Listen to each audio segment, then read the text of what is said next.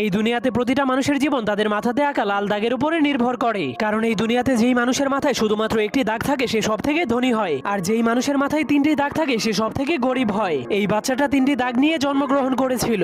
এরপর সে ধীরে ধীরে বড় হওয়ার পর সে দেখতে পায় তাকে শুধু গরিব মানুষের সাথেই থাকতে হয়, আর যাদের মাথায় দুইটি দাগ আছে তাদের গোলামি করতে হয়। এমনকি তাকে দুই দাগওয়ালা মানুষের জন্য সারাদিনই কাজ করতে হয়, যার ফলে দুই দাগওয়ালা মানুষের বাচ্চারা তাকে মারলেও সে কিছুই বলতে পারতো না। এজন্য সে একদিন লুকিয়ে লুকিয়ে তার কপালের একটা দাগকে মুছে ফেলে। এরপর কাউকে কিছু না বলেই লুকিয়ে লুকিয়ে দুই দাগওয়ালা মানুষের রুমের মধ্যে চলে যায়। কিন্তু সে ভেতরে যাওয়ার পর দেখতে পায় সব দুই দাগওয়ালা মানুষের এক দাগওয়ালা মানুষের একদমই চাকরের মতো সেবা করছে, যা দেখার পর সে অনেক অবাক হয়ে যায়। এরপর সে বুদ্ধি খাটিয়ে তার আরেকটা দাগকেও মুছে ফেলে। কিন্তু যখন দুই দাগওয়ালা মানুষেরা দেখতে পায় তার কপালে এক দাগ, তখন তারাও তার সেবা করতে শুরু করে দেয়। তখন সে জীবনের প্রথমবার এত সম্মান পেয়ে অনেক খুশি হয়ে যায়। কিন্তু তখনই হঠাৎ করে উপর থেকে একটা মেশিন চলে আসে। এরপর সকল এক দাগওয়ালা মানুষদেরকে টেনে টেনে উপরে নিয়ে যায়। এরপর সেই মেশিন তাদের মাংসগুলোকে কেটে কেটে তিন দাগওয়ালা মানুষদেরকে খাওয়ার জন্য